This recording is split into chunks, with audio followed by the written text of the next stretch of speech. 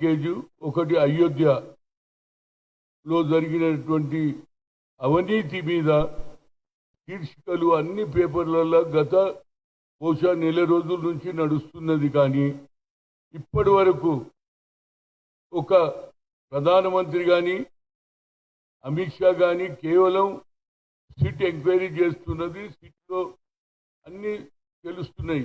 ఉండి డబ్బులు తీసేసుకున్నారు, బంగారం తీసేసుకున్నారు. ఆ డబ్బులతో అదేవిధంగా దేవుని దర్శనానికి జరిగే పాసులు కూడా దొంగ ప్రింట్ చేసి అవి కూడా అమ్ముకున్నారు. కనుక నా ఉద్దేశంలో తప్పనిసరిగా ఇది సిట్ మీద మాకు ఎలాంటి నమ్మకం లేదు. ఎందుకంటే ముఖ్యమంత్రి చేతులు ఉంటుంది సిట్ అనేది ఆర్గనైజేషన్. కనుక దీన్ని ఇండిపెండెంట్ ఆర్గనైజేషనా లేకుంటే సిబిఐ ఎంక్వైరీ చేయాలనేది నా ముఖ్య ఉద్దేశం. దీనికి నిన్న జరిగినటువంటి పార్లమెంటులో పప్పు యాదవ్ ఎంపీ తను కూడా బ్రాహ్మణ వేషంలో వేసుకొని ఆడ హుండీ పెట్టుకున్నాడు. ఆ హుండీలో పార్లమెంటు ముందు ఆ హుండీలో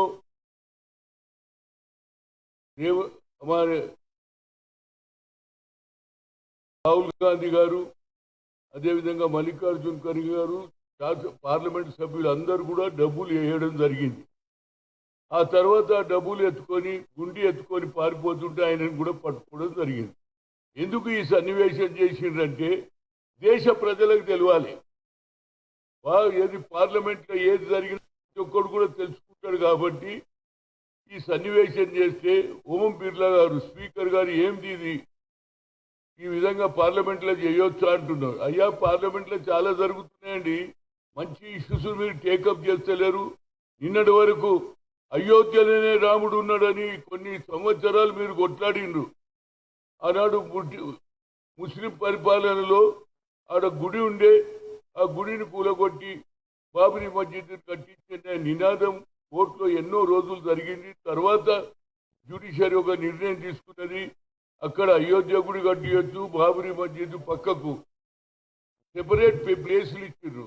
అందులో కట్టడానికి కూడా చాలా మంది ఇటుకలు ఇచ్చిండ్రు, డబ్బులు ఇచ్చిండ్రు. ఆ తర్వాత 2024లో ప్రధానమంత్రి నరేంద్ర మోడీ ఇనాగ్రేషన్ చేసిండ్రు అయోధ్య టెంపుల్ను. ఆ తర్వాత ఈ 2 ఏళ్లలో జరిగిన పరిణామాలు చూస్తుంటే దోచుకున్నారు.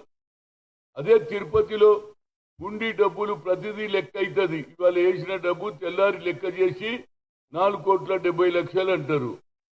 ఇక్కడ ఏ హుండీ లెక్క లేదు, డబ్బుల లెక్క లేదు.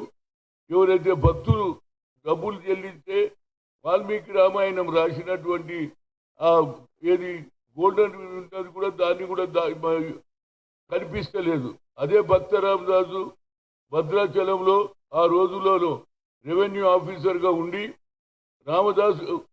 రామునికి సేవ చేయాలనే వచ్చిన డబ్బంతా బంగారు గొలుసులు అన్ని ఆభరణాలు అన్ని పెడితే అవన్నీ కూడా ఇవాళ కూడా కనిపిస్తున్నాయి మనకు. కానీ ఇక్కడ వాల్మీకి రాసిన రామాయణం ఎక్కడ పోతుందో, మిగతా డబ్బులు ఎక్కడ పోతున్నాయో దీని మీద తప్పనిసరిగా నిన్న పార్లమెంట్ చేసిందే. అదేవిధంగా ప్రతి గ్రామంలో కూడా ఈ కార్యక్రమం చేయాలి. ప్రజలకు తెలియాలి రాముని ఏ విధంగా వాడుకుంటున్నారు. ఎన్నికలు ఎప్పుడేమో అయోధ్య రాముడు అంటారు, హిందూ దేశం అంటారు, ఇది హిందూ దేశం అంటారు. అదే రాహుల్ గాంధీ గారు ఇది హిందూ దేశం కాదురా పోయి ఇది సెక్యులర్ దేశం అని ఒక పక్క భారతదేశం స్వాతంత్రం వచ్చినప్పుడు ఇది సెక్యులర్ దేశంగా అయింది కాబట్టి సెక్యులర్ సిద్ధాంతాలను నమ్ముతున్నటువంటి అదేవిధంగా రాముని ఎవరైతే భక్తులు ఉన్నారో అందరూ కూడా ప్రతి కుట్ల దగ్గర కూడా ఇలాంటి కార్యక్రమాలు చేయాలి.